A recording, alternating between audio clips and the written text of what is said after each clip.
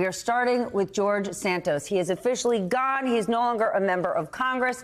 As the vote to expel him went down, this guy put on his coat, basically put on his roller skates, and jetted out of the joint. Evan, how big of a deal do you think this is? Well, I think that this is really an example of just what the House GOP has become. This is like a master class in what's going on with GOP politics right now. When this guy came in, everybody knew that he was a liar and he was an embarrassment to the House. And yet they didn't do anything about it because they wanted his vote to, keep Kevin McCarthy in the speakership or, pass some bills they wanted to do, things like that. And as soon as they didn't need him anymore, they just tossed him out. It's some of the most cynical politics I've ever seen in my life. I mean, he's not a victim, obviously. George Santos is like a liar. He's been accused of a lot of terrible things. He's admitted to a lot of lying that he's done. But what happened around him just shows sort of what this MAGA era of politics has been like, which is like, if you can help me now, I don't really care about anything else that you say or do. Dan, can you imagine if this were in the business world or a public company?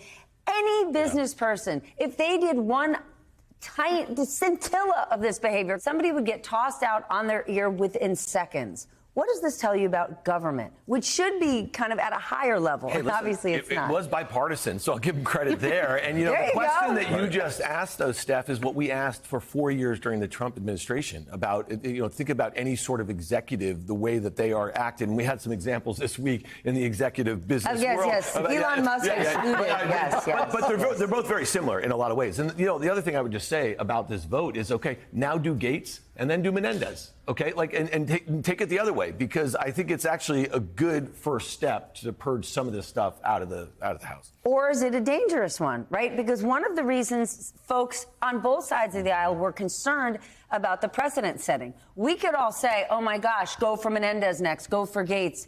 But what if suddenly Donald Trump is president? And he is saying to Republicans in Congress, get this person out because I don't like them. Get that person out because I don't like what they said last Tuesday. How concerned are you about that? So listen. Uh-oh. No. Like, here's the thing about this. First, this is the lowest possible ethical bar.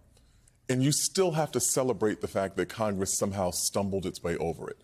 Even with all the kinds of caveats and provisos, there's no guarantee. And we've actually seen the opposite of the scenario you just laid out, where people have been given kind of leniency and this dispensation and the waiver for this and so on. The problem we have right now is not too much enforcement of rules in Congress. It's the opposite.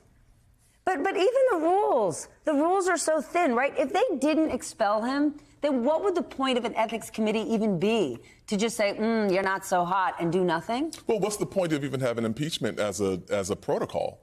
When we look at, the behavior that Donald Trump exhibited and was twice acquitted in impeachment trials. By the way, if we wanted to have a long conversation about this, impeachment almost never works. If your party is in power, you will not get impeached, or if you do get impeached, you will not be convicted.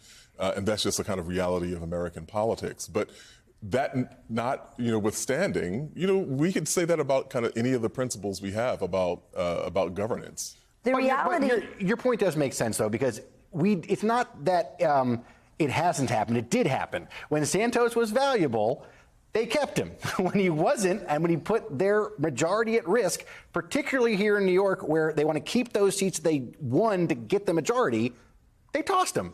So there is a process here. There's some argument about whether or not this is a bad precedent. I feel like, there's a different barrier for legal conviction versus being in Congress. They have their own process. They have their own rules. They went through the whole thing. They wrote a report, et cetera. But I don't think we should let Congress off the hook here, particularly the Republican Congress, a caucus that kept him in when it suited them. And that's an important lesson from this whole chapter. Young voters who are just getting engaged and involved in politics, how do they see George Santos? This is a joke to them, Stephanie. This is not serious. They're not concerned about what this says for the state of the future of this country. We've talked about this. They have much bigger fish to fry. But they have turned George Santos into a meme. They're editing him into episodes of RuPaul's Drag Race. Oh, my God. The trending topic underneath George Santos today was Diva Down. So they are turning this into a total joke. I think it is very emblematic of his time in Congress. So no worries on the youth end of this. Well, all the top Republicans voted to keep him there. This is a very surprising part of this. This is what I'm saying. They're the ones talking about precedents. They're the ones talking about being concerned about what would happen. And we have seen some interesting conversations in Congress about this. We have seen a lot of these censorship, resolutions not go the way people expected. There is a conversation inside Congress about trying to keep Congress working.